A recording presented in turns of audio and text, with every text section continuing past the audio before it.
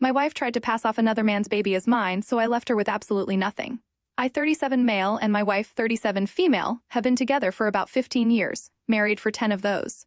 Back during the days when we were still dating, we were really big on children. I had a lot of siblings growing up, most of them younger than me, and I've always been great with kids. My wife has also always pictured a family with 3 or 4 children since she was young, so we were well in sync on that.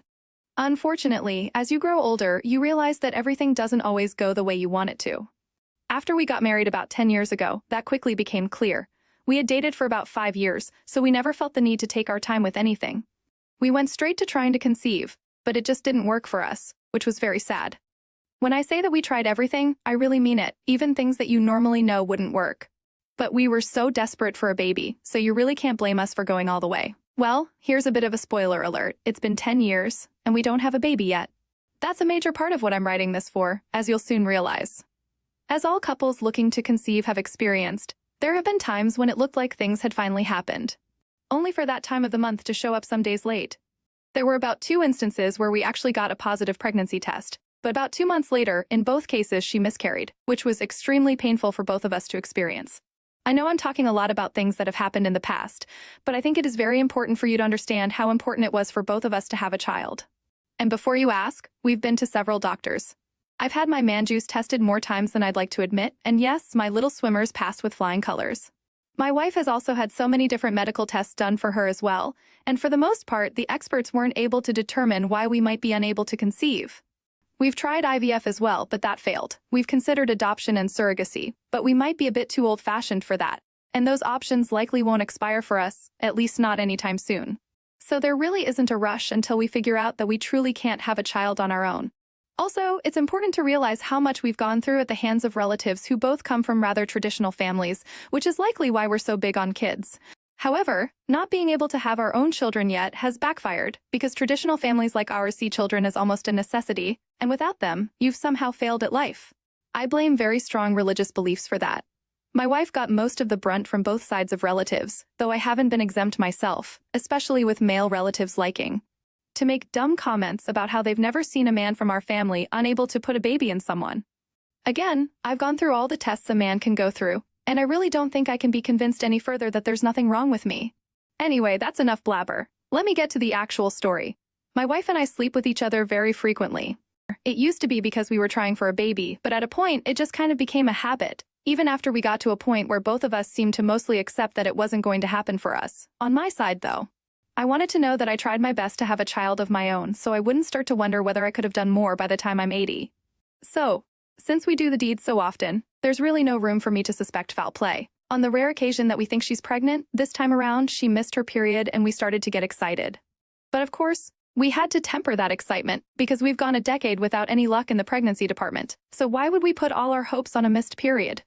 However, after the next period was missed, my wife decided to do a pregnancy test, and lo and behold, it was positive. Honestly, I was ecstatic. Sure, there was a bit of doubt and apprehension that she'd miscarry like the other times, but I think that side was a lot less than I thought it would be. I felt like being very positive about it would help the chances of the pregnancy being seen through to the end, though of course, 9 months is a very long time. But I had hope. Well, very thankfully, the pregnancy actually got to the 5-month mark. And I genuinely don't think I've ever been happier in my entire life, because we had never had a pregnancy last that long before. Honestly, I had been hopeful, but there was a part of me that never imagined I'd see a pregnancy get to that point. My wife was so happy too, obviously, and I was glad to see her like that because she really got the worst part of the scrutiny from relatives, and this was like a big middle finger to all of them. In fact, I noticed that my wife's relatives were so much nicer to me than they ever were, and while it sucked that it seemed that part of their kindness was locked behind us having a baby, I was glad to have it regardless. Now, the part where I realized that something might have been wrong was when we were watching a local TV show, and there was a plotline about a woman who cheated on her husband and got pregnant with her lover's baby. This is a show that we watch quite a bit, but I noticed something was off when my wife said that she wanted to watch something else. She wasn't too pushy about it, and when I asked why she wasn't interested anymore, she put it on the pregnancy. A lot changes when a woman is pregnant, so honestly, I wasn't too suspicious about it. I eventually switched to another program, and she seemed to be more settled at that point. But for the rest of the night, she was acting odd, and I noticed her shooting me glances. But apart from that, I didn't dwell on it too much. I think it became evident that I had to figure things out when my wife and I were watching TV on another day, a few days after that. I remember it was a weekend, and the exact same episode of that show came on as a rerun. Her reaction was very similar. She suddenly didn't feel like watching it anymore. That was when I realized that I might have to get to the bottom of things. I asked her if she was okay, and she said that she was, again citing the pregnancy as the reason for her wanting to watch something else. That time around, I didn't notice any odd behavior, though maybe I simply wasn't as observant the second time. I was really overthinking things at that point. The day after, which was just a few days ago, I spoke to one of my good friends about the whole situation. And he was the one that made me see that it could potentially be a case of my wife feeling uncomfortable with what had happened in the TV episode, because that's what she was guilty of. Honestly, it sounded very ridiculous to me, but the more he spoke, the more it started to make sense. The thing is, I didn't want to accept what he was saying, because that would potentially mean that what is supposed to be the happiest moment of my life is about to turn into a whole case of treachery and infidelity. And I really don't know if I can deal with that. Honestly, I'll admit that part of me doesn't even want to dive into this to potentially find the answers because I'm afraid that what I find could devastate me. And after waiting for so long for a child, I'm not really sure whether I could take that if it were to happen. So, that's what brings me here. I've tried my best to drop all the details I can about the situation. Hopefully, you guys might have a theory or two about why that specific episode of the show makes my wife so shifty, and maybe it has nothing to do with what happens in that episode. Maybe it really just is the pregnancy hitting her at the worst times. I'll stick around to read comments and answer the ones that I can. Edit. So, I see some people asking me to detail her reaction to the episode a bit better, so I'll try to. When the show came on and the episode started, she settled in with excitement the way that she always does, especially when it was clear that it was an episode that we hadn't seen before. However, as the plot points started to become clearer and clearer, I noticed that her excitement wasn't as noticeable as before. Again, I didn't think too much of it at the time because her reason for it was very valid. However, it was the second time. A minute or two into the episode, once it was clear it was a rerun and she realized what episode it was a rerun of, that's when a similar change in her demeanor came up. This time around, we didn't even get to the part where it was clear that it was a story about infidelity. Again, I didn't pay attention this time because I was really wondering what was going on, and I must have sort of zoned out. But I genuinely don't think she acted as weird as the first time, maybe because we didn't actually get to that part of the episode. Edit 2. Someone said I should ask her straight up. The 10 years of marriage are meant to afford honesty. You have much to learn is all I can say. Edit 3. I've gone through like 90% of the comments, but they keep popping up, so I'll have to call it quits at this point. But I've seen a lot of supportive comments and suggestions, so I'll see what my next move could potentially be, and I'll get back to you all. Thanks. Looks like someone's got a secret recipe for drama bubbling on the back burner, OP. It seems your wife's more eager to change the channel than a politician during a tough interview. But hey, who knew a TV show could hold so much power? It's like she's trying to avoid the guilty pleasure of watching her own life unfold on screen. I mean, forget reality TV, your living room is the real hotspot for suspense and plot twists. Maybe she's just trying to keep her latest masterpiece under wraps.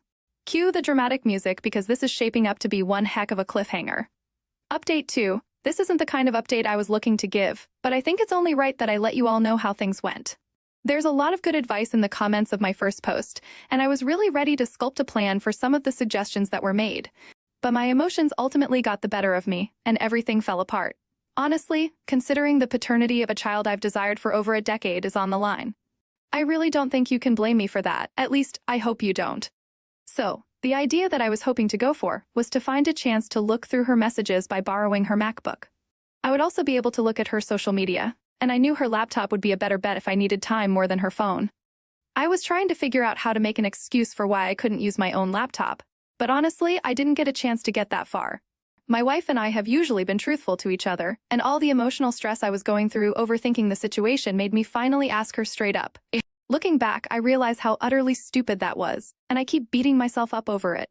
But the way my mind was back then, I just needed to get the weight off and find the truth.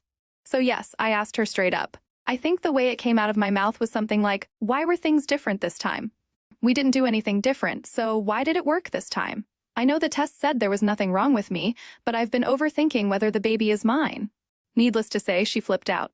I started trying to calm her down because I was very concerned about her fury not affecting the baby, but obviously, I had just accused her of cheating on me and trying to pass someone else's baby on me, so even I can say it was justified.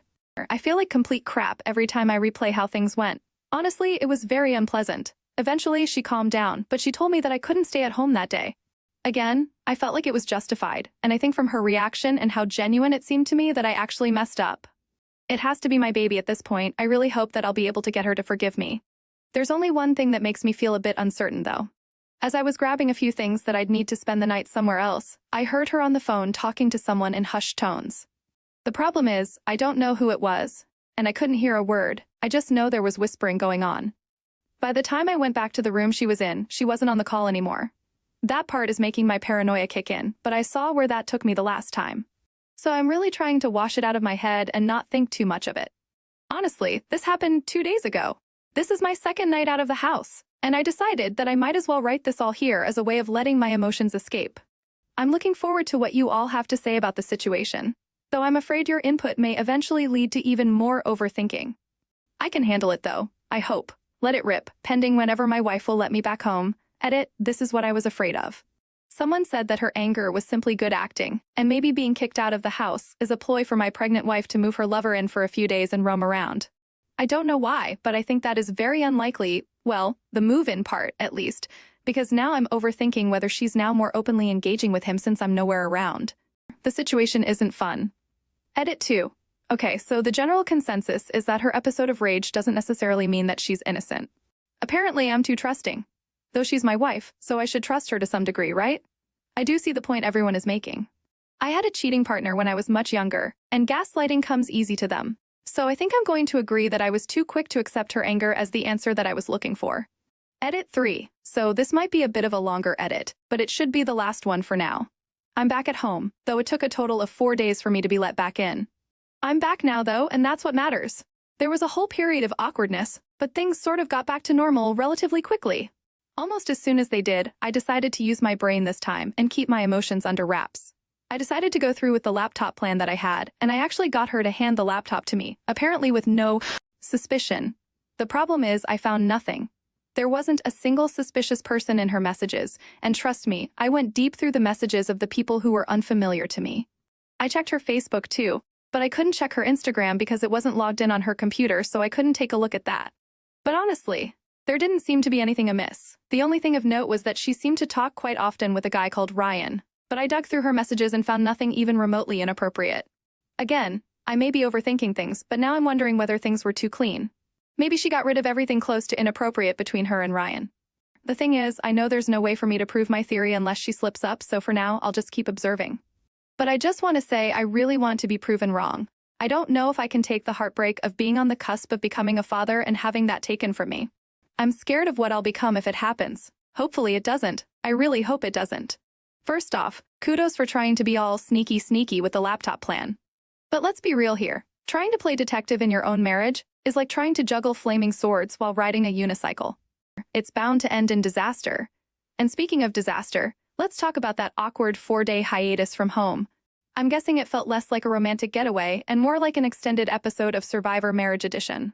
But hey, you made it back in one piece, so that's something, right? Now, about this whole Ryan situation sounds like a real nail-biter. I mean, who knows? Maybe Ryan's just a really good listener who happens to share your wife's love of cat videos and conspiracy theories. Although, that's highly unlikely. I think you know exactly who Ryan is. Update 3, again, I've messed up big time, and I don't even know who to blame beyond myself, honestly. It was another case of me starting to lose my mind because of the uncertainty of the entire situation. I'm the kind of person who, when feeling like there's a 10% probability of something being a lie, starts to get paranoid and overanalyze that 10% until I can get a solid answer. At this point, once I started to doubt that the child was mine, that was when things started to go to crap. I'd blame my friend who suggested the scenario first, but most of you agreed with his assessment of the situation, so I suppose I was just too dumb to see it myself. Anyway, I'll cut to the chase and say that I ended up talking with my wife regarding the situation again. I knew it could potentially end horribly, so I started the entire conversation trying to paint my emotions in a way where she'd understand that I wasn't accusing her outright. I just needed the reassurance at this point. True honesty wasn't enough for me, so I needed conclusive evidence so I could go back to living my life normally. Boys, I asked her to do a DNA test. Big flipping mistake. We sat in the living room, and after I explained everything, to which she quietly listened and didn't explode like the last time, I suggested that she'd go for an uterine DNA test. I had done some reading, and I realized that I didn't even need to wait for the baby to be born before it could be made certain whether I was the father. All it would take was a blood sample, and I told her all of this. She listened in absolute silence and didn't say a word until I asked, "What do you think?" Yeah, it didn't go well. She simply stood up without a word and went into our bedroom. From the sound of things, I knew that she was packing clothes. A DNA test is probably never going to be an easy thing for a man to ask a woman to get. I don't know whether there's a trick to it, but I suppose a happy marriage might be shaken heavily by a paternity test request.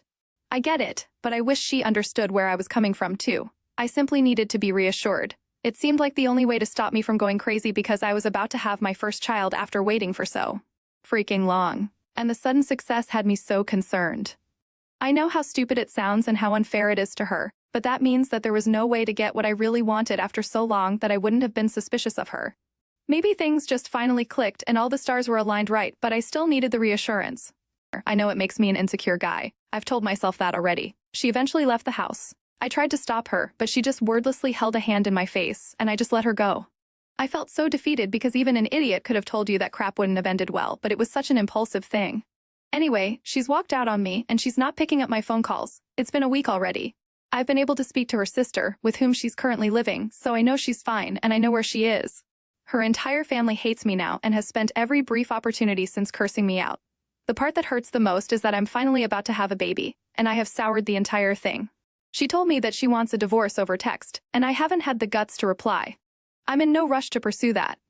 And I doubt I'm going to be served at any point before the baby is born because that's the last thing you want to waste money on with a baby on the way. So yeah, if you were hoping for an update where I came out justified and validated, having realized she was cheating on me with her fitness instructor, this isn't one of those stories. All I can really say as the moral of the story is to think before you do rash things like I did, or maybe try and find other means to find the truth.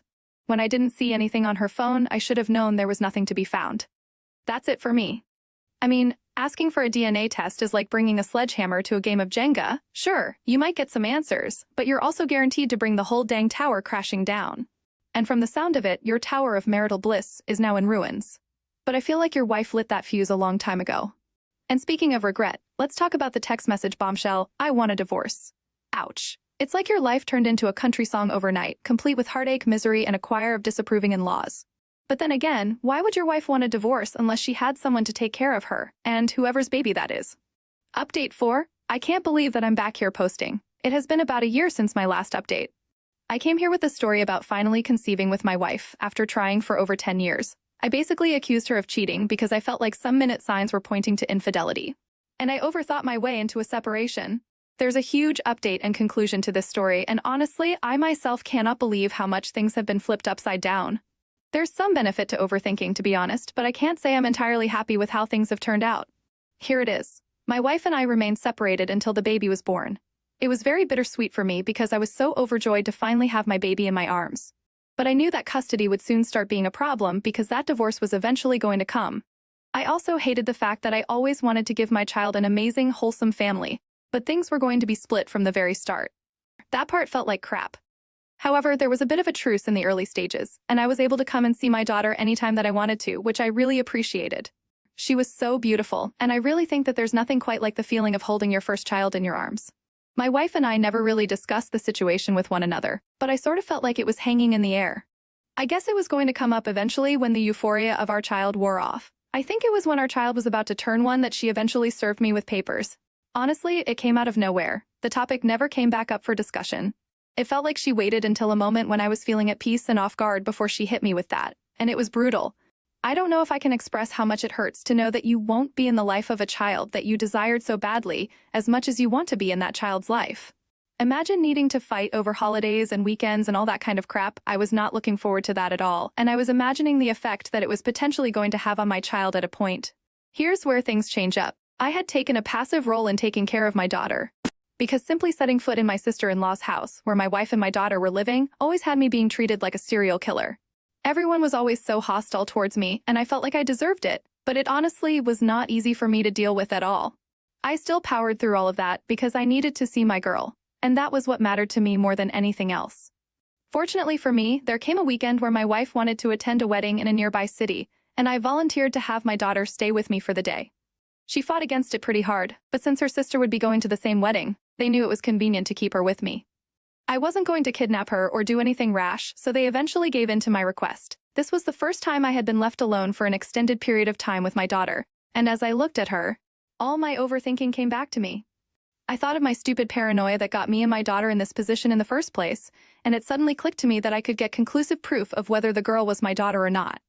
At this point, I fought in my head for about an hour regarding heading to a clinic to get a paternity test done, but I realized in the end that it was the only way to put my worries to rest.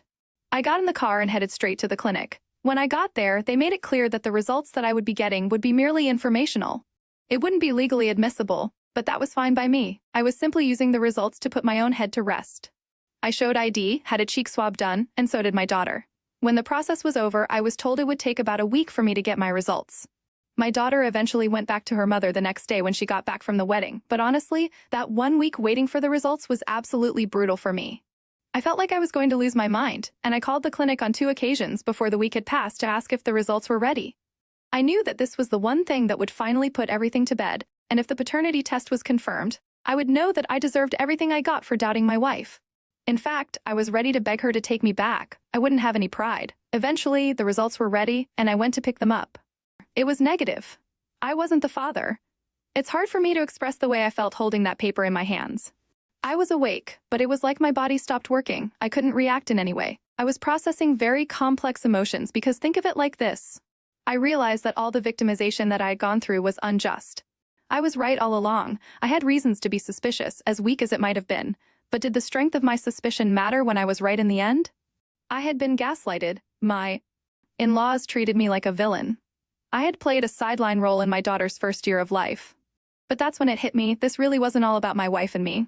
The girl that I considered my daughter wasn't mine.